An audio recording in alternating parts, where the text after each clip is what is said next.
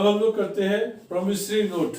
जो bills of exchange है वो प्रोमिसरी नोट को रिजेंबल करता है, लगभग दोनों एक दूसरे को रिजेंबल करते हैं, लेकिन प्रोमिसरी नोट थोड़ा सा अलग है। हम पढ़ लेते हैं क्या है।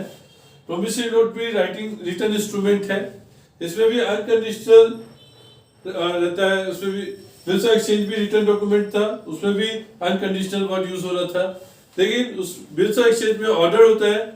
प्रोमिसरी नोट जो है रिटर्न डॉक्यूमेंट है, इसमें अनकंडीशनल अंडरटेकिंग होती है।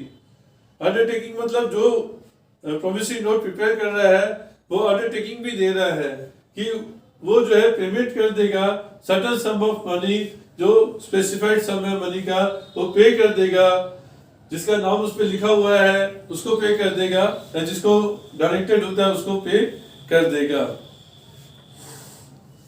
ये जो है जो प्रोमिसर है वो इसको साइन करता है, प्रोमिसर का साइन रहता है इसके ऊपर। ये रिटर्न फीचर्स में देख लीजिए, इसी के हिसाब से रिटर्न डॉक्यूमेंट है, इसमें भी प्रॉमिस है, इसे प्रॉमिस कर रहा है सर्टेन सम ऑफ मनी पे करेगा। अगर सेंटेंस लिखा हुआ है I owe you 10,000 rupees, I will pay you 10,000 rupees, वो प्रॉमिस नहीं है। प्रॉमिस वर्ड यूज होना चाहिए। Promise to make the payment unconditional होनी चाहिए।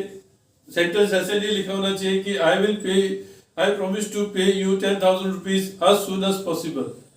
तो जहाँ कंडीशन लगा दी वो प्रोमिसरी नोट नहीं रहेगा, उसमें अनकंडीशनल होना चाहिए।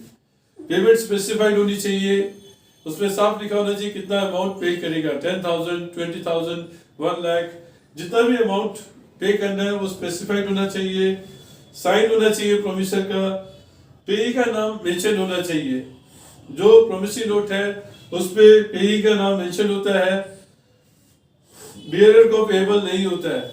जो ये प्रोमिसरी नोट है बियरर को पेएबल नहीं होता है, और इस पे स्टैंप लगता है प्रोमिसरी नोट पे। जितने का वैल्यू का प्रोमिसरी नोट होगा उतने का स्टैंप भी लगेगा।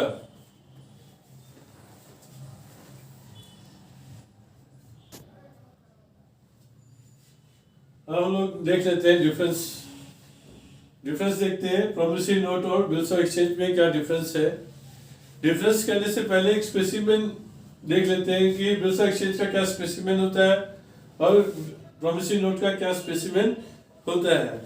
ध्यान से देखिए तो दोनों में कुछ चीजें कॉमन है। एक तो जो अमाउंट होता है दोनों में फिक्स्ड अमाउंट रहेगा, चाहे वो बिल्स ऑफ एक्सचेंज हो चाहे प्रोमिसरी नोट हो, दोनों में अमाउंट डेफिनेट होना चाहिए। दूसरा, जो स्टैंप, दोनों में स्टैंप लगी रहती है, उनकी वैल्यू के अकॉर्डिंगली स्टैंप होगी, दोनों में ये चीजें कॉमन रहेगी। अब डिफरेंस देखते हैं। सबसे पहले जो डिफरेंस आता है तो यहाँ देखिए, यहाँ पे लिखा है माय ऑर्डर, ऑर्डर करना है।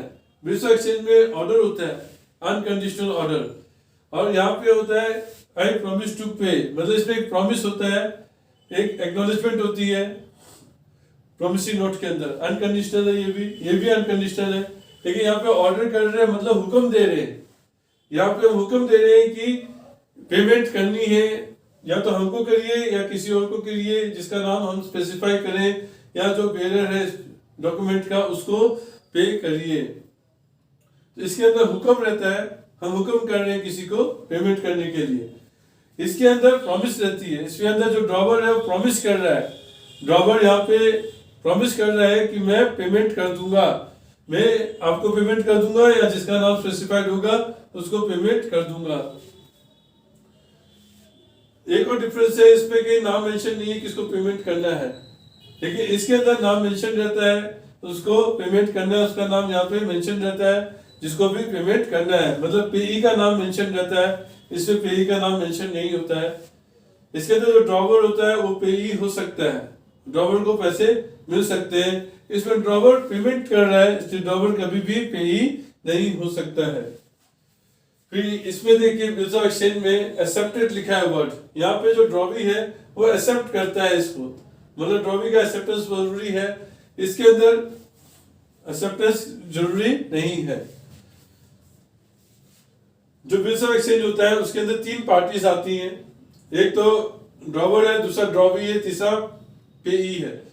जो प्रोमिसरी नोट है उसमें केवल 2 पार्टीज रहती हैं, एक तो मेकर रहता है जो इसको ड्रॉ करता है बिल को, और एक पेई रहता है जिसको पैसा मिलना है।